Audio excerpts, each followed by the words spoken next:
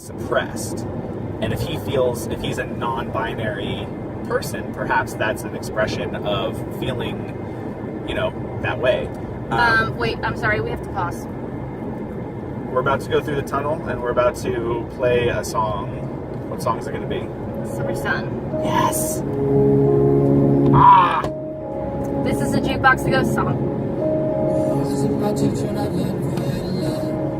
well, I couldn't try not to get caught in the bump.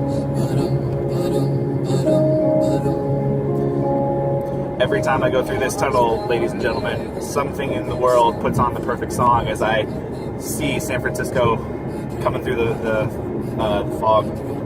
So, one of the things that you get when you come through that tunnel is this most amazing view of the corner of the Golden Gate Bridge. And you can sometimes, if it's not shrouded in fog, see the city behind that. It's amazing. I really probably should have done that, not you. It's beautiful. And if I ever get sick of that view, I need to leave California immediately.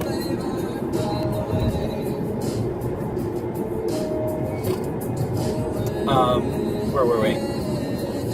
Should probably get us Just listen to the song.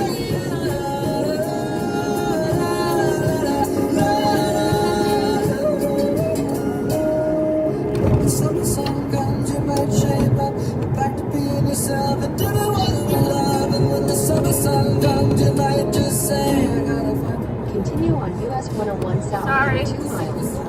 I might want to turn that on. Also, so we don't put it on video. Alright. Just the audio. Alright. Alright.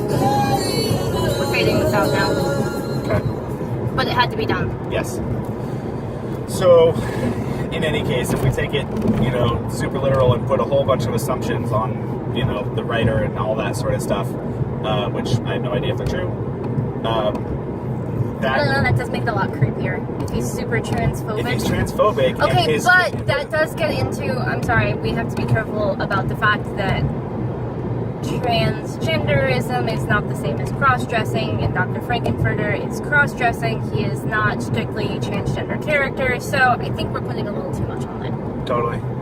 Yeah. But it would be weird if that was why he wrote the death. I don't think he did. I think he wrote that death specifically because he was just paying homage to the B, C, D, E, F level science fiction. Sure. In that regard, it was an amazing science fiction homage movie. Yeah, it really was. And I'm so glad that Derek actually finally got to see it. Yeah. It needed to be seen. Oh my God, man. Now you realize we have to watch this Who every plays Halloween. Frankenfurter? Tim Curry? Tim Curry. I always do that. Curry, man. Oh, what a beast. That guy just inhabits himself. When he's coming down the elevator and he's just got the heel and the heel is just tapping into, oh my God, it's like the sexiest thing. I'm sorry. I think that he is so sexy in that role. Cool. Even if he's a weirdo who murders people. Stay weird, be kind. To be fair, I do kind of have a thing for bad guys. I have an outrageous crush on Dr. Lecter and the Phantom of the Opera. She does. It's bad. Well, Dr. Lecter in general, I know, but then specifically Anthony Hopkins as Dr. Lecter? No, it's specifically the character of Dr. Hannibal Lecter. Interesting, because I was not as much a fan of the Hannibal Lecter character in the books. I think that that's one of the characters that, for me, Anthony Hopkins really brought that character alive. He did. I think Anthony Hopkins is just crazy awesome, especially in that role. I think that he makes the role sexy. I think that he does, but again, biased you in the way here. He also, I was watching, I think I told you, I was watching one of those Inside the Actors Studio interviews with him. Yes. And they just said, oh, can you please say the line? And he's just Anthony Hopkins, and he's so charming and sort of, just really charming, And he's a nice guy, and he's got this, he's got this accent. Right. He seems like he's quiet. He's gentle. He is. And he just says, then he dropped his face imperceptibly but fully and said, well, hello, Clarice. And I changed the channel. Ugh. Oh, God, my mom can't watch that movie by herself because it freaks her out. Sorry, Mom. I didn't realize I was going to talk about you so much here. Hey, Mom. Hi, Mom. My mom actually is awesome. We're really lucky we come from families with really cool matriarchs. Definitely. I wish you guys could see this amazingly beautiful day out here. There was this fog that was just coming past the Golden Gate Bridge, and now it's just pure sunshine, and we're driving through the Presidio. Sunshine above and below the bridge. Oh, it's amazing. We live in the most beautiful place. I'm sorry, I understand that there are people who live in other places, in other states, who might think they live in the most beautiful place, but Well, so you're wrong. the way that I always say it is that everywhere else I've ever been has something, but the Bay Area has everything. You can have anything and everything that you want about the world, with the exception of, I mean, there are pockets even of tropics, but in the Bay Area or fairly close to it, you can have anything. You are going to make your first Oh, break that's here. right. We're going to the Sutro Baths. Yes. Got it. So Derek fronted me the cash so that I could buy a very fancy digital camera last week, and I have been desperately looking for excuses to take photographs. I just put a whole bunch of photos up, actually, on my website, stayweirdbekind.com, which, Plug. yeah, I'm actually, when we get these up on YouTube, we should host these through there too. Absolutely. That would make sense. Yeah. I don't know why I didn't think about that. So they're up, but we're going to the Sutro Baths because I figure there's not really a better place to take amazing pictures than the Sutro Baths, which, actually, they might not know what the Sutro Baths are. Hit it. History lesson. God, that requires that I recall my history. So, the Sutro Baths started as a, it's down on the cliffs right next to, is it City Beach or Ocean Beach? I want to say ocean, but I could The be lying beach to you. in San Francisco. The beach. And, You're going to go left on 28th, by the way. Yeah. And so they built these enormous, beautiful glass glass building surrounding some baths. Natural baths. Natural baths. That use like the ocean as part of the bath water, and they have these sump houses, and I always wanted to say sump house, and I never had an excuse. Yes. I think sump house and pump house both sound A little dirty. a little dirty. Why is there not Yeah. in the Castro a bar called the Sump House? So they built these things, and they were really, really popular for a bit. This was back, I think, just before the turn of the century, and Really, 20th century. around the late 19th, early 20th, somewhere in there. Okay. And so built, really popular, big fad. But then over time, the place just sort of kept changing hands. Limping dog. I never know what to say when I see people's dogs limping.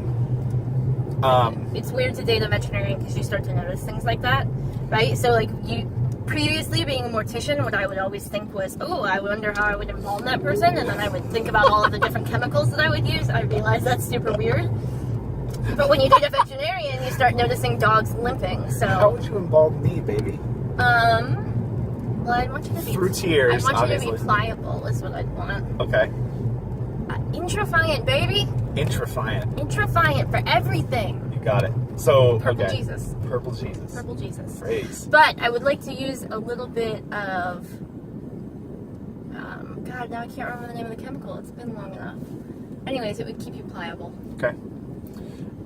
Yeah, no, so whenever I see limping dogs, I always try to assume that that's just an ongoing illness, something that people have detected and that they're treating and all that sort of stuff. Unfortunately, I meet a number of people that when I say, oh, hey, what do you... what is the neutral thing that I try to say? Oh, hey, I'm sorry about your dog's limp. How long's that been going on? Assuming that the person knows about it and is treating it and all that sort of stuff and giving them the benefit of the doubt. Very, very often, a lot of people will say, oh, he's had that for a very long time. He just doesn't seem to be in pain. Tell all your friends that if a dog is limping, that means they're in pain, even if they're not vocalizing or anything like that. When was the last time that you limped when it didn't hurt? Okay, back to Sutro Baths. Yeah. Sutro Baths. So then the property kept changing hands, and nobody could figure out what to do with it, to rebuild it, to make it, et cetera, et cetera. So it just kind of sat there and languished for a really long time. Oh, wait, this road is closed ahead. Go And that way. then eventually it ended up getting destroyed or demolished, and so now there's just the foundations left. On the beach. On the It's beach. really cool and beautiful. Pretty cool looking, especially if you've never heard about it or know about it or anything, and you suddenly come upon these things. They're amazing. It looks looking. pretty interesting, and you get to sort of tell a story in your head about why is there this set of foundations here. There's also a couple of really cool, so 29th and then 30th, you want to go left. Really cool bars kind of in the area that are fancy and very hoity-toity and have Cliff this House. amazing view of the ocean and the beach. And, you know, I'm from Florida, so I'm used to a really different beach. Clement, up here, right? I'm used to a tropical beach, which is not a California beach at all. California beaches are wild and angry and Cold. just full of righteous fury and just beautiful and awe-inspiring. I don't feel that way about Florida beaches at all. And then you're gonna roll on this basically till you get there for another 5 minutes. I will say that there is a difference between Northern California beaches and Southern California beaches. Yeah. Well, Southern California beaches are a lot more like Florida beaches. Right. Which The water has a lot longer to heat up by the time it gets down there. Yeah. I don't know if you guys can see how pale I am, but I'm not really made for those kind of beaches. I'm made for the kind of beach where you have to bundle up. So welcome to California. I'm in the right place. So I was going into the post office, or leaving the post office, and I held the door for this gentleman who was walking with a cane. And he looked at me, he stopped in the doorway, and he looked at me up and down. And then he looked at me up and down again. No, but it was not a fun look up and down. And he went, "What did you do to your hair?" What a nice guy. I was like, "I like it." And he goes, "It's very colorful." But he used colorful like it was an epithet. Epithet. That's okay. I can spell it. So what did you say? I just kept holding the door. No. What do you say to that? I wasn't gonna shut the door on him. I'm not an asshole. Yeah, he was. You gotta be kind through those interactions, and then maybe if he meets another purple-haired person, he'll be like, "Remember that nice girl who held the door for me?" Oh, thank you. That's what I was going for. You have an excellent day as well.